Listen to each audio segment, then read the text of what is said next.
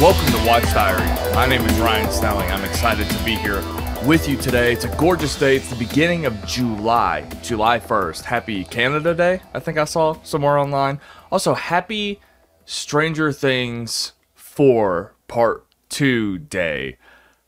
Somebody asked me, I think it was Jeremy, what I was doing with my Stranger Things 4 coverage, and I told him I was going to wait until Part 2 came out.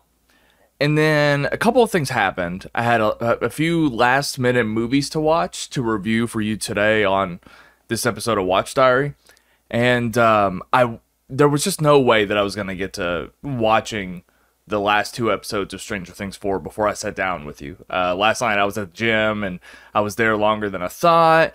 And I got called into work early today, so I don't even really have time to talk about the movies that I'm going to talk about, but I'm going to. There was definitely no time to watch an hour and a half and then a 2.5 hour episode of Stranger Things. So my Stranger Things 4 Part 2 coverage will come at a later time. I have no idea when it's going to be. I think probably I'll watch some of it tonight, but we'll see. I had to mute everything on Twitter. I don't know if it's going to work. I'm on TikTok now. I think I'm going to get spoiled on TikTok, maybe Instagram. We'll see. I've kind of already decided that I have to not care. I simply just have to not care, and I'm going to have to take the hit if I'm spoiled of anything. And, you know, luckily I'm not as invested in Stranger Things as I was like 4 years ago. But anyway, that's besides the point. I'm glad to be here. It's the end of the mid-year. Now that June is wrapped up, I can do all kinds of lists. I can do my top 10 of the year so far. I am almost ready to do my quarterly report and rank every movie that I watched from April to June. And I can also rank every movie that I've watched this entire year, which I think is over 100 movies. I'll do some kind of... There's like 3 lists that I can do. Next week is the big week, because we're talking Thor: Love and Thunder here on the podcast. And so I'm going to have plenty of covers for that. I'm not going to do another Marvel ranking. I'm probably going to wait until the end of the year, because once, you know, Thor's out, we also have Miss Marvel wrapping up, and then we have She-Hulk, and is that it? Wakanda Forever comes out this year. I'll just wait until the end of the year. So that'll be like the only list I don't do this week. But I am going to do an every movie ever finally for Taika Waititi. After Thor: Love and Thunder, so all that stuff. There's all kinds of fun lists that are coming out here soon on every movie ever, so I'm really excited. Today, like I said, I didn't have a whole lot of time to do anything other than watch the last few movies that I needed to watch before this mid-year list. So I'm just going to do like a review roundup of 6 movies that I've watched that, you know, came out sporadically from January to June, and that's gonna be it. Hopefully you've either been thinking about watching a lot of these movies, and maybe I'll tip you in one direction or the other. Most of these movies have kind of flown under the radar, some more than others, but I'm excited to talk. You know, I think the most notable one, and it's gonna be like the title of the podcast for sure, or the thumbnail even, Black Phone. That came out just this last week. That was the one that I knew I was going to review on this podcast. But we're also going to talk about a movie that I've been hearing a lot about. It's on Apple TV Plus. It, I think, was out at Sundance, called Cha Cha Real Smooth. I finally also watched the new Adam Sandler movie on Netflix, Hustle. There was a movie that I don't think I'd heard about it until like literally yesterday. I saw somebody on TikTok talk about The Fallout. It's an HBO Max original movie with Jenna Ortega. Speaking of Jenna Ortega, I also watched X, finally, and The Outfit, which is a movie that I talked about maybe discussing with Brando. So yeah, Black Phone, Cha Cha Real Smooth, Hustle, Fallout, X, and The Outfit. Those are the movies I'm going to talk, and I'm going to get in, get out, and that'll just be the podcast today. And then at some point over the weekend, I'll start recording all those lists, every movie ever's. And I'll put them out sporadically. I'm sure they'll all be podcasts too, because they'll be so big, but they just won't be a part of the Saturday morning Watch Diary. So there's that. I'm kind of barely awake, honestly. I've got my trusty Trenta cold brew here, but like I said, it's not a big deal. I just didn't really plan for going into work earlier than usual because I have it set a certain way. That way I can record my podcast and not have to think about it. But I got called into work, which is fine. And so I had to wake myself up, didn't get a whole lot of sleep. So yeah, I'm not really firing on all cylinders like I normally am. Also, I lost my power, so I shaved my mustache. You know, that was giving me a lot of power and a lot more confidence than I frankly deserve. Also, you know, I realized that I didn't really put out any content. There weren't any never before scenes or rewatches or anything since the last episode of Watch Diary. And that was kind of nice to not have to worry about that. I just got to watch movies and chill out. I haven't really done a whole lot. Honestly, just trying to get back into going to the gym. And speaking of my trusty Trenta cold brew, David Bell, I love him. He watches my content. He's a streamer on Twitch.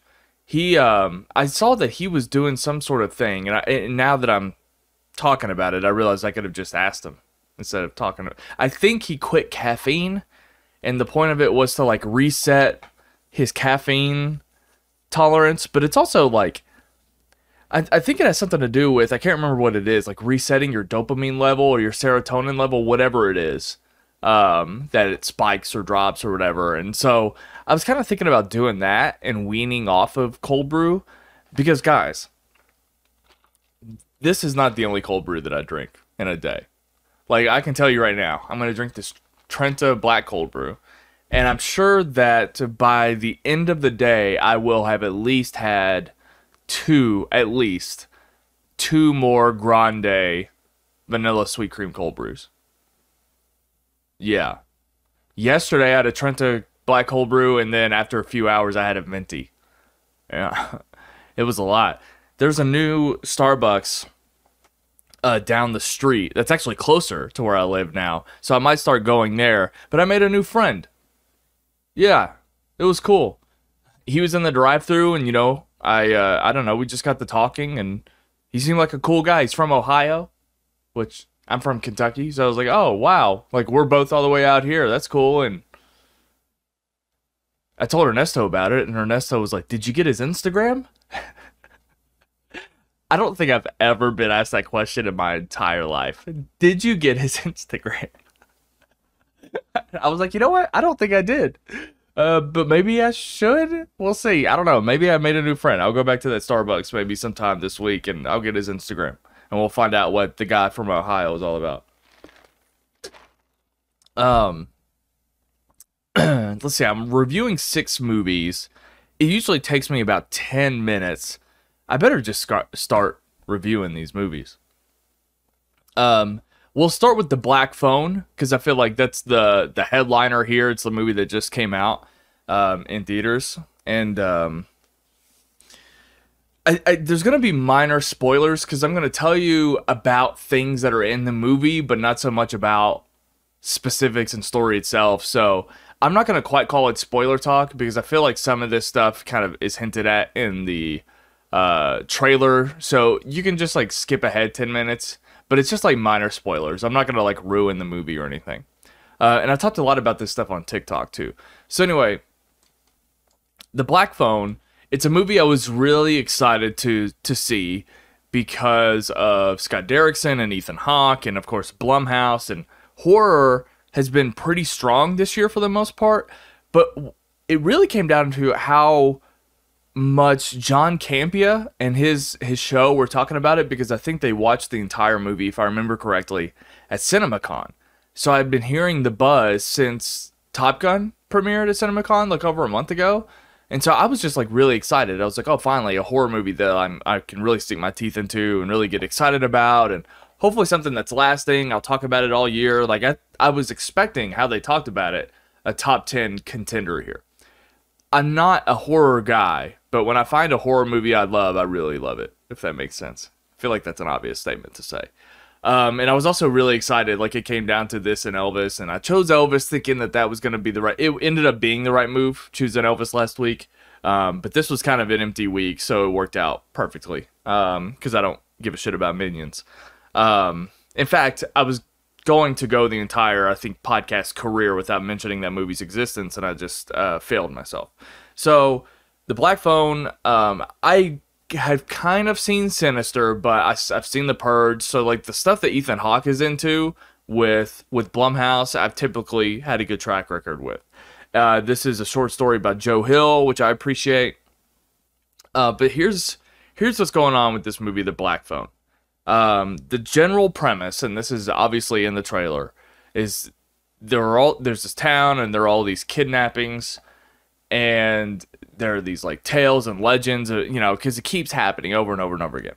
Multiple kids, and the town starts to get a little restless, and eventually the lead character, the main kid, gets kidnapped, and the Grabber is the name of the kidnapper, played by Ethan Hawke. He's got the black balloons. He's got the mask in the trailer.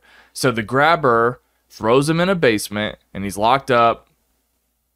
And there's a phone in the basement that doesn't work. It's disconnected. But the kid can hear it ring, and he gets calls from the previous dead kids that were kidnapped. And that's the premise of the movie. It's in the trailer. It's the reason why I went to go see the movie. Now, on top of that, because of the type of story that it is, and I have no problem with this whatsoever, of course there are cops that are on the case, that are working all these kidnappings and trying to investigate and figure out what's going on the way that everybody wants to figure out what's going on, right? And that's classic, and there's no problem with that at all. What I will say, my first complaint, though, about the cops is that they are, like, not characters.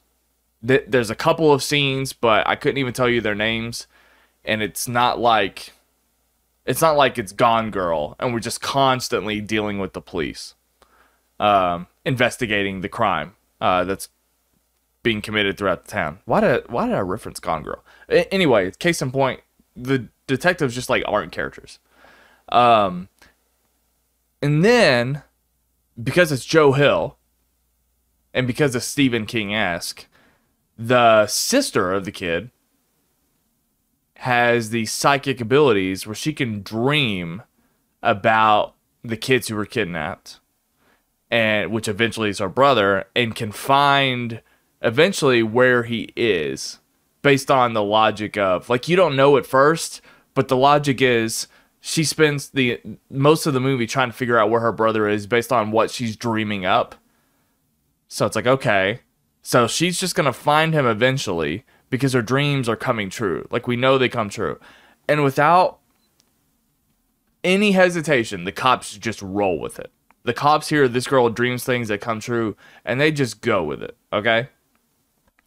So, the last thing that happens in the movie is that the Grabber has a brother who lives out of town, and suddenly just shows up to stay at the house, and he's so obsessed with all of these kidnappings that he's trying to figure out who the kidnapper is. So he's from out of town, but he knows all about these kidnappings. He comes in, and he's the guy with the bulletin board and the yarn and the thumbtacks, and he's like trying to figure out the block radius of, where all these kids came from, a narrow, like, there are so many things in the movie that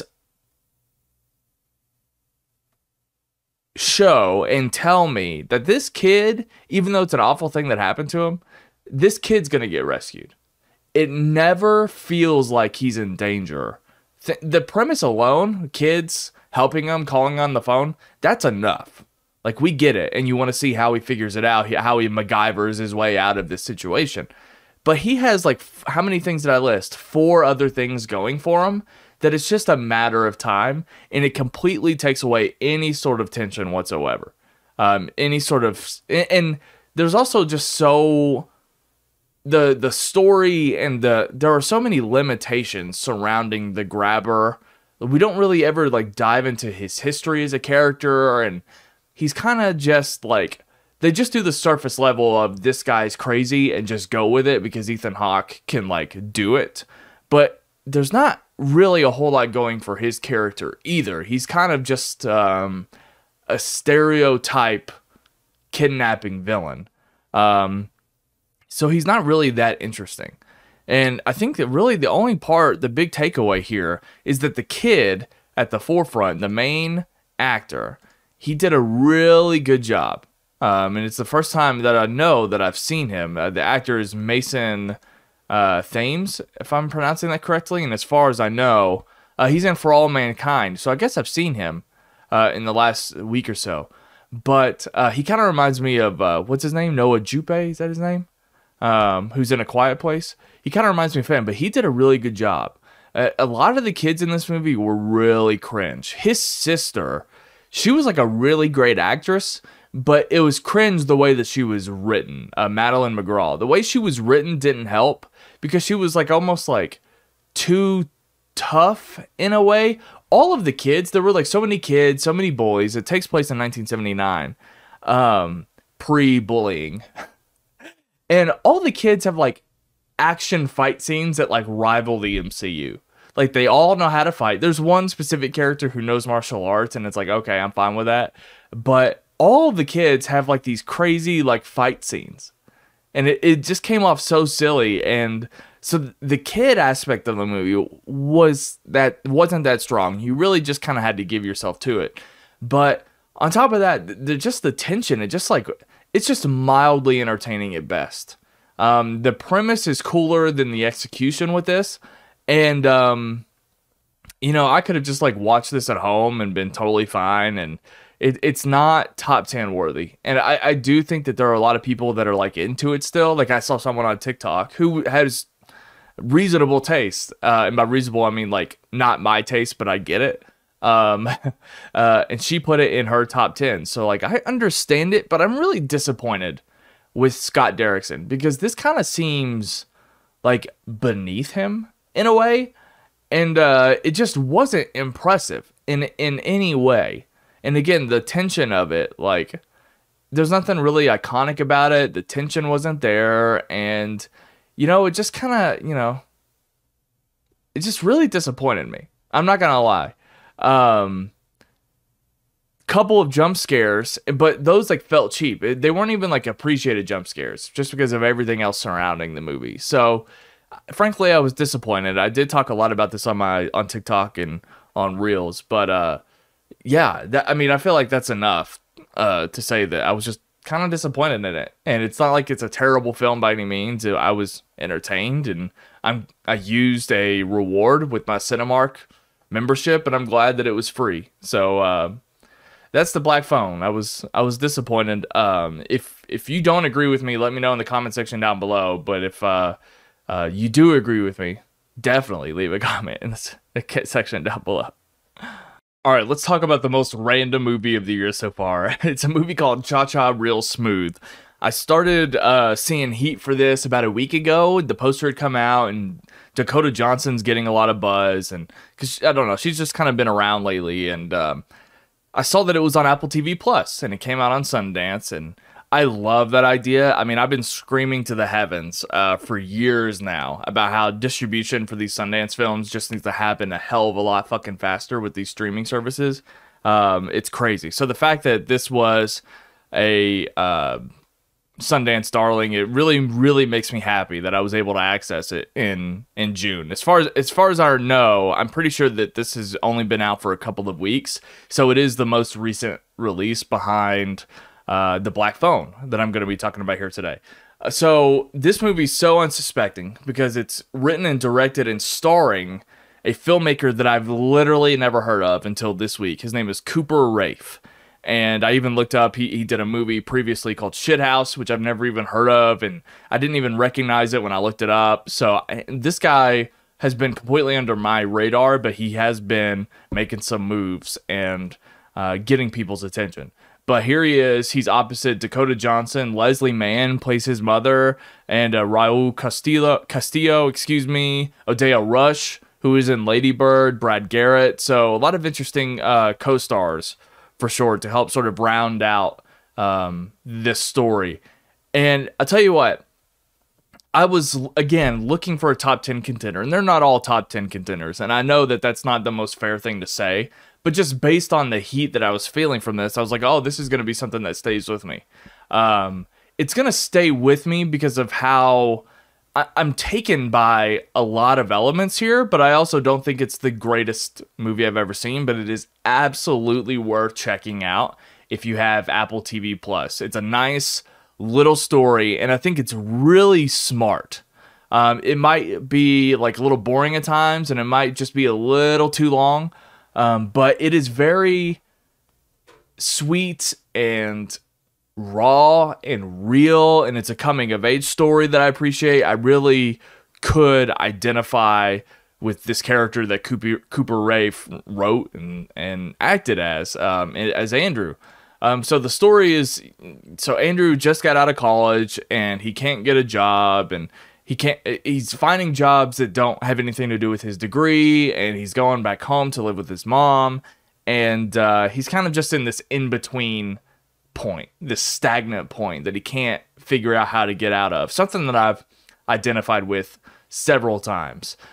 He goes back home to live with his mom, who's remarried, and this isn't his childhood home that he's staying in. It's a house that his mom found with her new husband, played by Brad Garrett, and that's something I can identify with. He has a younger sibling that he's really close to, so do I. So yeah, there's a lot of this movie that I saw myself in, even though he's like 23 or 24, so he's younger than I am now. But I definitely identified with this at a time, for sure. And he starts working the bar mitzvah circuit, and this is something that like I didn't really know a whole lot about, and I didn't have to experience because I didn't have any Jewish friends growing up. But there was one bar mitzvah that he goes to, and he gets a job as like a party starter. He essentially is like a DJ, and just kind of like he's almost like those people like when you have your birthday parties at like kids places, and like he's the person that's like in charge of the party. He does that for the bar mitzvah circuit in his local town, and he meets this young girl who's autistic, and her mother is played by Dakota Johnson, and romanticism ensues. And she's an older woman, and she's got a kid, and it's just this sweet story about those two people finding each other, who are possible soulmates in the universe but aren't meant to be together at this particular time. And it's a really sweet, and it's a perceptive story. I think it's like really, really mature for how young Cooper Raiff is. I think it's just like, it's so real that a lot of movies don't sound and feel the way that this one does. And I think a lot of it has to do with how it's shot 100%. It kind of like feels like it's shot like a student film, but it works and it makes sense. Like, it's not a big film by any means. And I also like how it reminded me a lot of Funny People in a lot of obvious ways, like in the script, but also because of Leslie Mann. Because Leslie Mann in Funny People was like the married woman who was also the love interest to the main character, who was not her husband. And that basis is in this movie, but Leslie Mann is now playing the mom character, I guess. So she was kind of playing a different role in a similar movie, and that movie's also very raw and real, and so I like that. I felt at home. I really like Leslie Mann. All the way back to George of the Jungle, I've just been a real big fan of hers. What I will say, and they don't quite really do anything with this, is that they talked about how she's manic bipolar. And they even referenced that she had a bipolar episode, but you don't see it. And they actually don't do anything with that idea in the movie. And so I don't really know what the point of it was. It might be something that he actually lives with, but that's not what the movie's about at all. So just kind of felt unnecessary. But I think another thing that I related to a lot was his relationship with his stepdad. And like, they don't take each other serious, but they also like respect each other in a weird way. Because they really are just there for the mom, and not for each other. It's kind of what it feels like, and so that's something I could relate to in my past as well. And so there's just like a lot of raw realness going on here, and he has to navigate moving on from his previous love interest. He has to navigate comparing his life to other people that he's graduated with. He has to navigate being in love with this woman who's older and married and has another life. And, you know, it's really charming.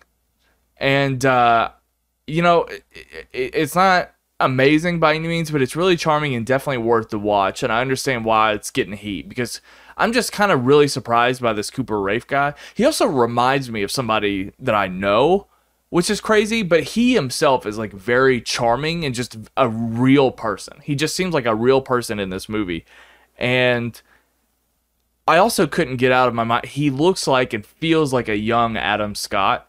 And I tweeted this at him. I was like, you have got to make a movie where Adam Scott plays your older self or your dad, because it's all I can see.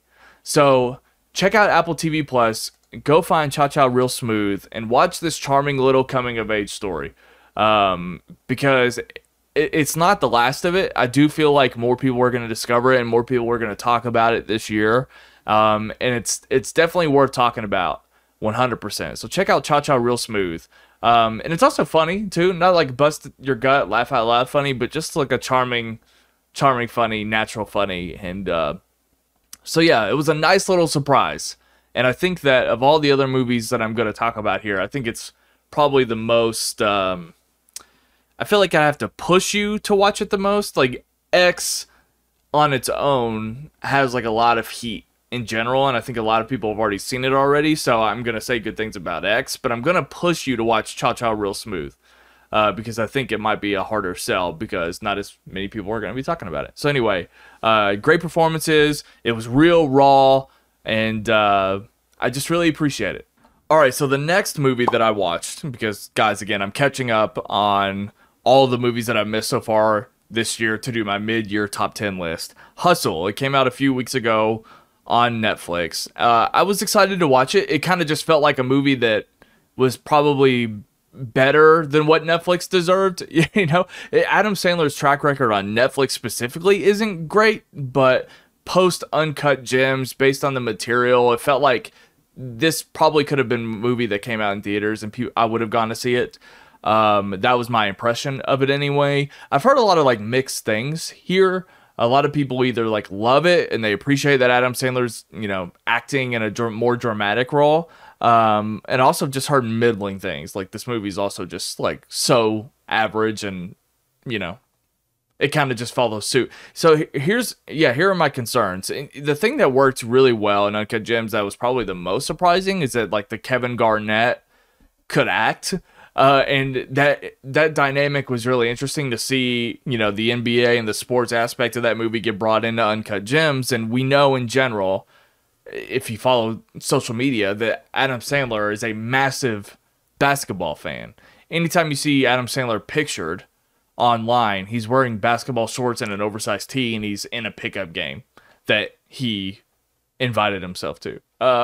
So it makes 100% sense that Adam Sandler would finally make, yeah, I guess this is his first basketball movie, technically. Finally make, as far as I know, a basketball movie. So with that said, here's the thing about Adam Sandler. And he doesn't apologize for this, but Adam Sandler kind of just makes movies now so that he can, like, have fun doing the thing that the movie's about. He goes on vacations with his friends half the time, and that's why we get movies like Blended or Grown Ups. This is more like that, but also like less funny.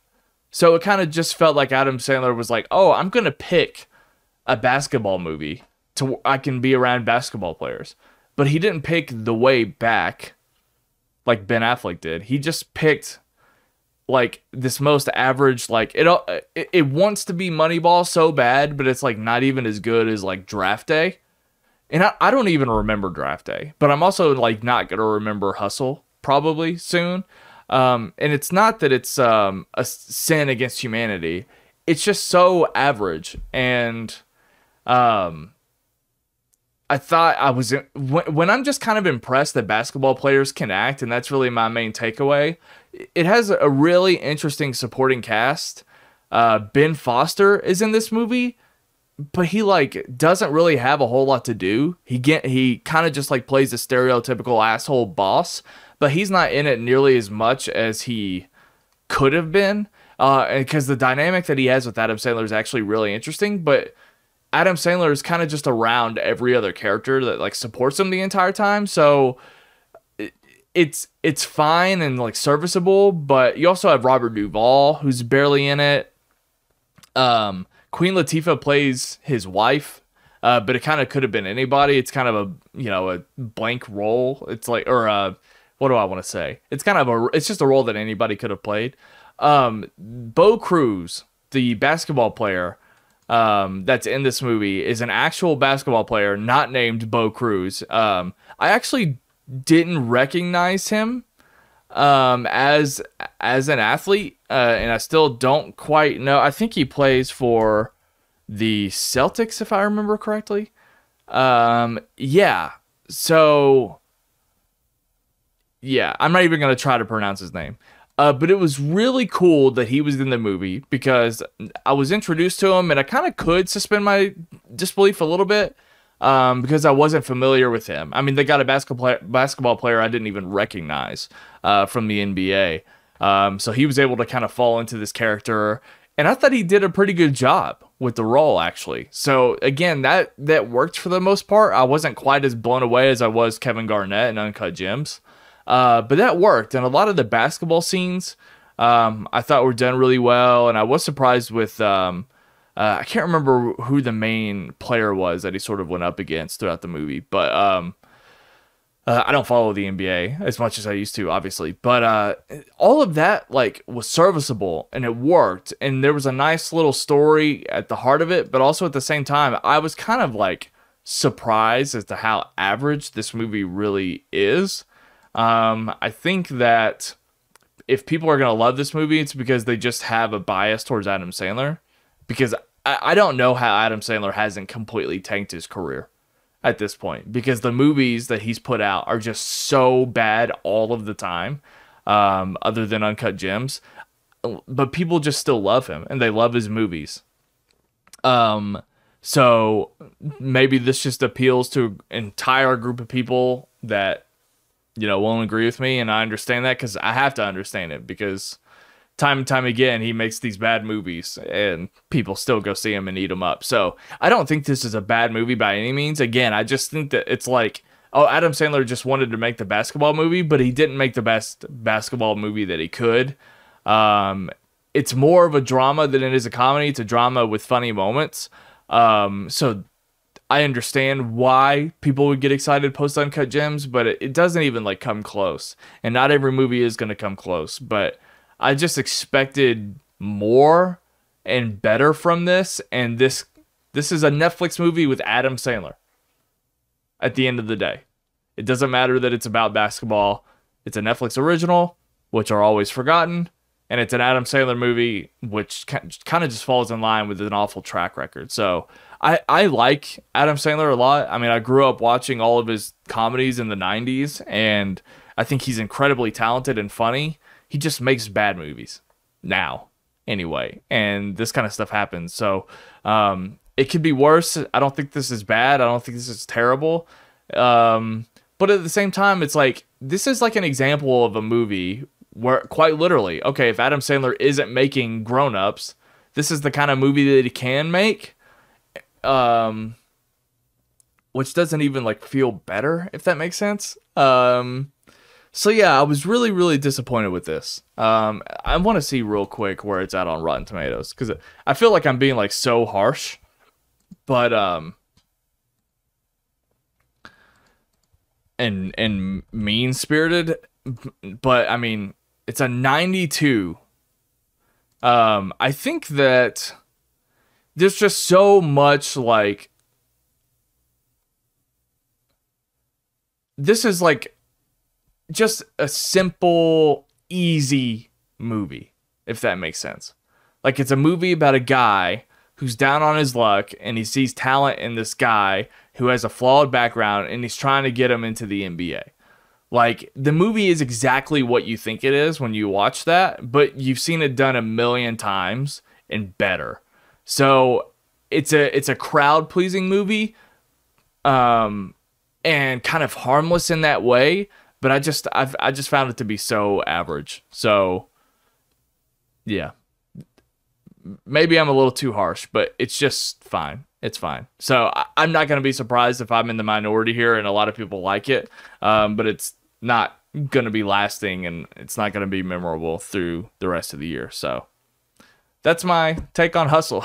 All right, I'm halfway through reviewing all the movies that I needed to catch up on before I did my top 10 mid-year list. The next movie that I watched is called The Outfit. Now, this is a movie that I've been hearing about for the past couple of months since I've been doing the channel. We almost actually like covered it the week that it came out because I was hearing a lot about it. It was a straight-to-VOD movie directed by Graham Moore, who wrote The Imitation Game. And as far as I know, this is the first movie he directed, if I am not mistaken. Yeah, this is his first feature that he's directed. So Graham Moore, and I really like the cast. Mark Rylance, Dylan O'Brien, and Zoe Dutch. I don't know if I ever say that right all the time. I was quite intrigued by the synopsis. If you don't know what it is, an expert cutter must outwit a dangerous group of monsters. Monsters? Different movie. An expert cutter must outwit a dangerous group of mobsters in order to survive a fateful night. And that's one of the things that I love so much about this movie, is that it all takes place within one night. And it kind of feels like a play without being overly theatrical. The way that it's like so contained. A lot of it, the dialogue, it's not like an amazing like Tarantino dialogue, but it's still sharp and it still works really well. And I really liked this movie. Every scene that you're in sort of uncovers a new element, a new twist on the story, and it just kind of kept it interesting and kept it fresh. And I thought that the acting was really good. An actor that I've never seen before, as far as I know, Johnny Flynn, who plays a character named Francis. I don't think I've seen him before. I was really, really excited by him. He was in a movie called The Dig that I watched last year on Netflix, but I don't remember him specifically. So that's kind of brand new information. So this is really the first time. I also think he played David Bowie. He played David Bowie in a movie called Stardust that I did not see. But anyway, Johnny Flynn is an actor. He really, really surprised me. He did a great job. But yeah, it's a Chicago mobster story post, what's the guy that Tom Hardy played? Al Capone. And Mark Rylance leads this thing. If you don't know what a cutter is, it's not to be mistaken with a tailor, but it's somebody who actually cuts and makes suits. Not a tailor who hems pants. He cuts and makes suits.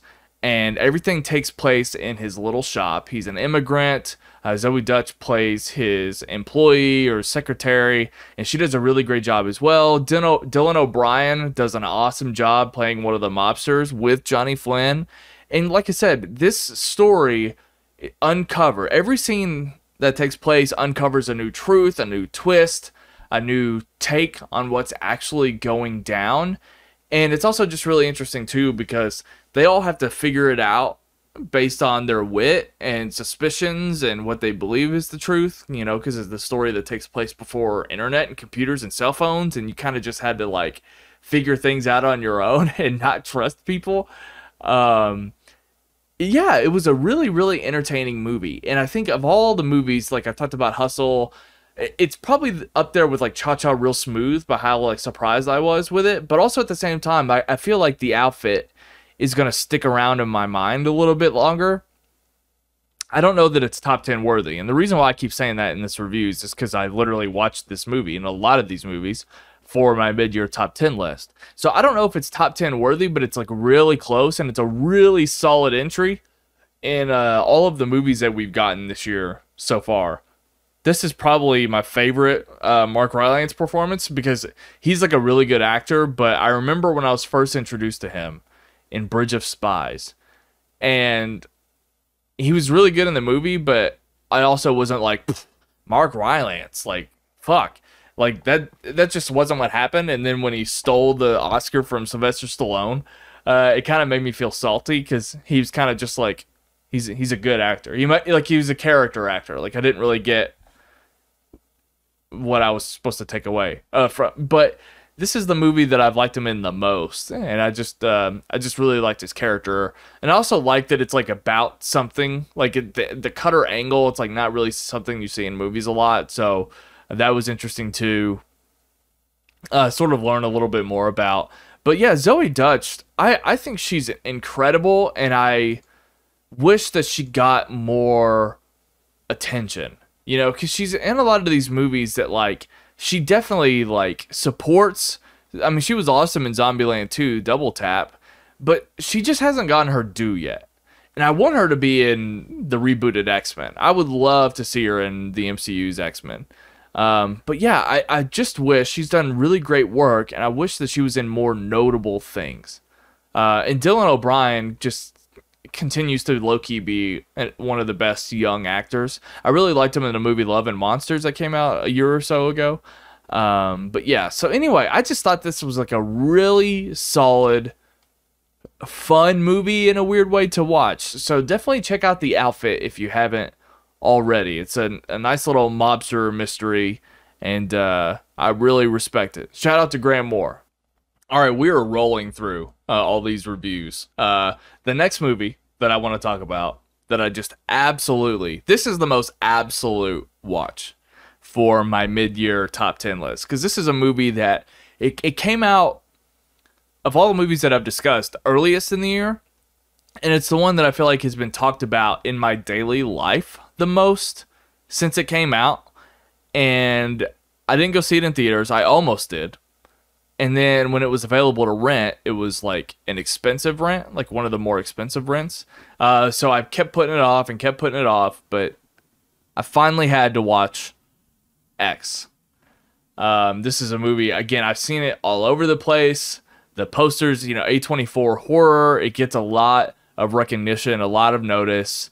It was directed by Ty West, who I've seen a couple of his movies. I don't know why Ty West isn't like a known director in the general, like, populist landscape. He has like an audience, and he's been making movies for forever in the horror corner, and he definitely 100% has like a passionate fan base over there, but he is not for some reason transcended. And I have to believe it's because he's just like not interested in it, because I feel like he could have had any job at this point and become more notable as a director, and that just hasn't been his path.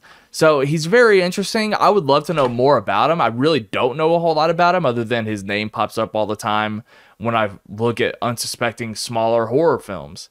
So he definitely has this fan base 100%, where he's like known in the world, but he hasn't like broken out, and he's been making movies for a long time.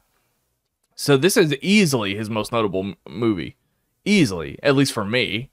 In 1979, a group of young filmmakers set out to make an adult film in rural Texas, but when their reclusive elderly hosts catch them in the act, the cast finds themselves fighting for their lives. Another thing that I took note of is I like to watch the Flick Pick live streams, and somebody had asked him how he felt about Friday the 13th getting rebooted, and he was talking about how disappointing all these legacy horror movies have been, and it was right after X came out, and he's like, but if you just like made it like X, then it would be incredible. Like, why can't people just make more horror like X? And that got me really excited, because I'm always looking for the next horror movie for me to fall in love with, as somebody who doesn't really care for the genre. Now, this movie is a movie that I love a lot. I really did love this movie. It also has a lot of the things that I don't really care for or respond to in horror movies. But this is one of the best versions of that. And I just really, really, really enjoyed it. And I enjoyed it a lot more than I thought I would. I thought I would just walk away appreciating it. But I thought this was excellent. Actually, I really, really did. And it was also good to see Martin Henderson, because when I was growing up and I was getting into like Too Fast, Too Furious, and I've talked a lot about this, but when I started seeing PG-13 movies in theaters and like looking for the next Fast and Furious movie, Torque was a movie that came out, which was a Fast and Furious ripoff, and Martin Henderson was the main guy in Torque. So he just seemed like a cool guy at the time. Somebody that I thought I would become a fan of. He was in The Ring. What was that other movie? He was in Smoking Aces. And so he was like a guy that I noticed at that time, and I thought he was going to be a huge star, and he went away, obviously. And Torque is one of those movies that, like, it's just awful, but I didn't know it at the time. Like, I really thought it was cool.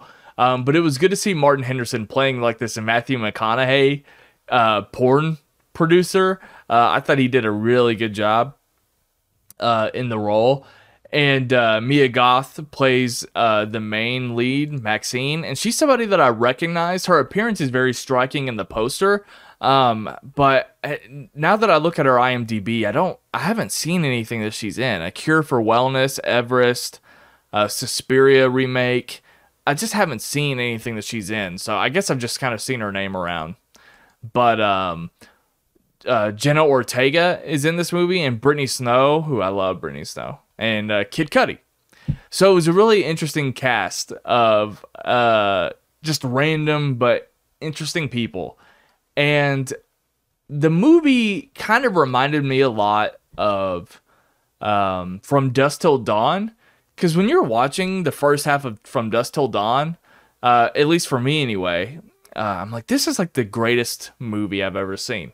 And it's just about like a couple of, just people driving around, trying to do something, or, and it doesn't really seem that special, but it's like, you know what, I can't take my eyes off this. And there's something about how simple and straightforward this is that I really, really like. And it's about people who want to make porn. And I mean, that's obviously appealing, but yeah, there was just something about it. It was insanely watchable, and it actually like takes a while to get into the horror elements. But the backdrop and the reason why it becomes violent is because this is takes place in 1979, and this is when I guess sex and porn was on the up and up in the public eye, and there are a lot of people in America and in the culture that frowned upon it, saw it as devil's work, and very like just sexually repressed people in politics speaking out about, women being comfortable with their bodies and, just sex in general. It was on the up and up. And so that repression in the culture is definitely the backdrop of the movie. And ultimately, that's what we get into when we talk about the elderly host, catch them in the act. So it's an interesting dynamic. I kind of appreciate it. It's kind of goofy, but I also kind of appreciate how purposefully like gross looking the elderly couple is. Like I think it's younger actors that are made up into older people. So you can kind of like tell that as well because they're like extra gross. It kind of reminds me of like the parents in like It Chapter 1. You know how all the parents like look weird and gross? That's kind of what it feels like to me. And it also kind of helps like make everyone else hot. Like Kid Cudi and Brittany Snow are like the hottest people on earth because they're in a movie with that old couple. But yeah, I just think the dialogue and everything works really, really well. And it's a nice contained little story. And I tell you what, I thought that a lot of the scares worked, but more in a suspenseful way. And that's what scares me. Just really tense, intense situations really bother me. And I appreciate that a lot. So this movie had enough of that. Of course, there's like a lot of gore and there's shock value to it. And there's like, oh, what's going to happen around this corner kind of vibe that I really, really appreciated. The slasher vibe, it kind of gets into that a little bit. And, there's a lot of like questions as to how, well, I don't want to spoil too much of it, but I did question like, oh, how did that person get there after all this? Did this person really move that fast? Did this person really, it's like there are some things that I see that are like convenient for a horror movie, but this is, I think, one of the best movies that I've seen this year by far. And I loved it, and I'm actually surprised I loved it, and it's going to be ranked up there high in terms of like horror. I think a horror movie like Fresh, with Sebastian Stan, that's on Hulu, I think maybe these are the two best horror movies of the year so far with me. And the thing about Fresh is that I just respond to the narrative a little bit more, because it's a little bit more focused on one or two characters, and I'm just constantly wondering how they're going to. It's like a game of chess, that movie. So it's like more my vibe, even though it actually might not be the better movie. It's just more my taste. But if you like X, or I'm sorry, if you liked Fresh, X is either right up there with it or it's better, depending on just your taste. So I loved it. Jenna Ortega, I've heard a lot from her. If I remember correctly, she was in You season 2, right? Let's see, what was she in? She was in the new Scream. She's been in a lot of movies this year. She's in Scream. She's in the next movie that I'm about to talk about, The Fallout. She was in You. Okay, that would have been the one thing that I've seen her in, and I think the only thing that I've seen her in up until this point. So yeah, so she's coming out of nowhere. She's having a year, for sure. So she's in X. She's in The Fallout. She was in Scream.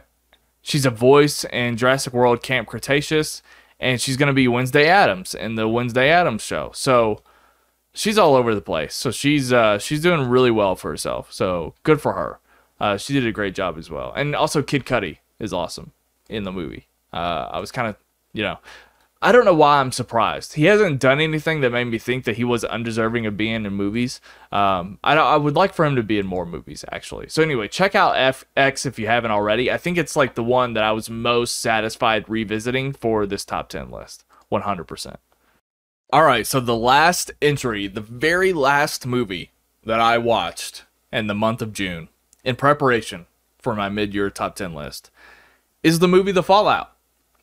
I had actually locked in my list and done my entire top 10 completely unaware of this movie. But I came across a woman on TikTok who talks about movies, and she gave her top 10 list. And I was like, oh, it's a little early. It's like not even the end of June, and you're already doing a top 10 list of 2022.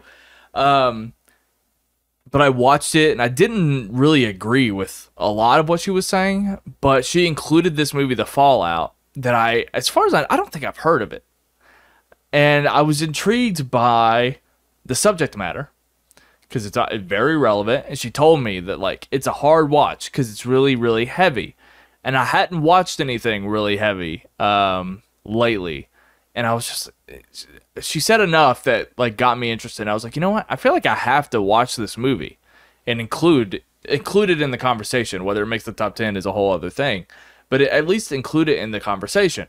And of course, if you know that I just watched X and I saw Jenna Ortega in that movie, and I thought she did a really great job. So the fact that she was leading this movie on HBO Max, it's like, why not? I gotta check out this movie. So this actually came out fairly early in the year, came out early January, and I think or late January, excuse me, January 27th, and it must have just gotten lost in the shuffle of all the streaming content, and that's unfortunate because this movie is very relevant. Also, Shailene Woodley was in it. When I saw that, I was like, oh shit, I gotta check this out. It's written and directed by Megan Park, who, as far as I know, is is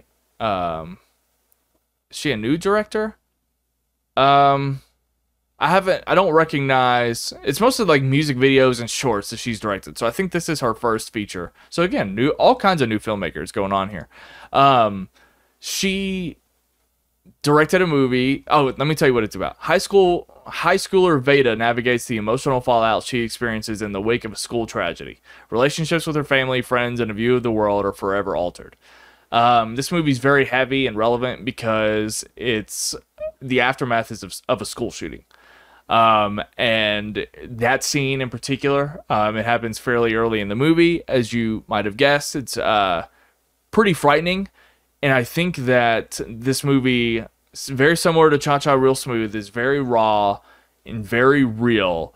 And it feels like, and I can only speak to this, I have a very limited way as to how I can speak about this kind of thing. But it seemed like a lot of different perspectives and there were a lot of characters that reacted to this in various ways, and it just seemed like it made sense and it was very mature the way that grief happens differently with everybody. Everybody reacts to things differently, and it felt right. And it felt like I was really examining something that was true to life. Veda is a very particular character, and she interprets things and takes things differently than mostly everybody in the movie. And she felt very real to me because she's kind of somebody that, like, when she's around other people, she kind of puts up a front, especially when she's in therapy. She's trying to crack jokes and she's trying to, like, be breezy and lighten the mood or whatever, but she's obviously being weighed, like every other scene you see her in, she's obviously being weighed down and trying to find a way to reconcile what happened to her life and just navigate the reality that we live in as people, of where, school shootings happen all the time. And I don't want to spoil anything, but this movie, the school shooting takes place very early on, and this movie examines and processes what it's like to go through this, but it doesn't have a happy ending. And I think that's one of the most mature things about it, is because, and the reason why I think it's so relevant is that, like, it doesn't solve anything. The movie doesn't solve anything. It doesn't pretend to know more than anybody else. It just very much, in my opinion, exists in our reality. And they end it in a way that shows how, like, this is cyclical. It doesn't just start and stop. It doesn't begin and end. It's a cycle. And I thought that was really important. And it made sense to me. And it didn't feel... It was more impactful that way. And I really appreciated this. And it just seemed more mature than something like 13 Reasons Why. Because 13 Reasons Why got into this place where it kind of, I don't think, or maybe I don't know that it glorified it, but 13 Reasons Why kind of felt like, oh, this is the thing to do because it's going to get us attention, if that makes sense. Like, it felt like these tragic things were just made as story beats and for a teen soap. And it kind of just felt like it was a little immature and disingenuous, the way that show came off a lot of the times. This doesn't feel that way. I think it's really, really well acted. Jenna Ortega is obviously the lead. We have Maddie Ziegler, who I'm not familiar with. John Ortiz, who I am. Shailene Woodley. Julie Bowen plays the mother. I also thought the sister, Jenna Ortega's sister in the movie, Lumi Pollock, she did a really good job. Much better child actors in this movie than in The Black Phone. This movie is heavy and it's a harder sell in that way, but I'm really, really glad that I watched this in time, because I do think it's a contender for the mid-year list. It's on HBO Max, so everybody can watch it right now. I haven't really spoiled anything, but you know what you're getting into. It's very heavy. But I do think it's really tasteful and well done and a mature film, and it was definitely worth watching here. All right, so that's my review roundup for the mid-year. Like I said, in the coming days, I'm going to be doing my top 10 list of 2022 so far. Then I'm going to do my quarterly report, where I rank every movie that I've watched from April to June. And then I'm going to attempt to rank every movie that I've watched this year so far. And it's going to be wild and crazy. I'm kind of excited to sit down and do that. So I think they'll all be podcasts. So we got a lot of rankings coming out. And then we have Thor. So it's a big, exciting time for sure. I apologize that this episode wasn't as dynamic as it usually is, and I kind of hated that it was so, like, I have to get to this next review. But, unfortunately, I have to, start getting ready for work, and it just wasn't an ideal situation. Excuse me. I have like I said, I don't have any take. I haven't watched any of Stranger Things, so it's not the episode that I really wanted to have, but so I apologize for that. And one more, I just wanted to give a shout out real quick, because I do like to shout out a lot of people that reach out to me, you know, the Ben Brassos and the Robbie Smiths and the David Bells and all the people that I talk about. I want to shout out Justin Williams because I don't think I've ever shouted him out before. He comments a lot on my Every Movie Ever rankings. So shout out to Justin Williams. Thank you for watching my content. I really appreciate it. Let's see if there's anything else going on other than Thor and all these lists. I'm going to be busy. 4th of July is coming up. Have a good 4th of July. I'm not doing anything. I'll either be at work or I'm just at home watching movies. So it's not like I'm going to do anything for it. But I hope you guys have a great 4th of July. Today, the day that I'm recording it, I'm not going to get to that. You know, there might be a never before seen coming up for the movie Contact. It's the 25th anniversary on July 11th. So that might be something fun for me to do. We have The Gray Man coming out, which I'm pretty excited about for sure. And then Nope in a few weeks too. So it's kind of like a light but interesting July, I guess. Might be a good month for you all. July and August might be a good month for you all to catch up on a lot of the movies that I just reviewed and talked about actually. But anyway, yeah,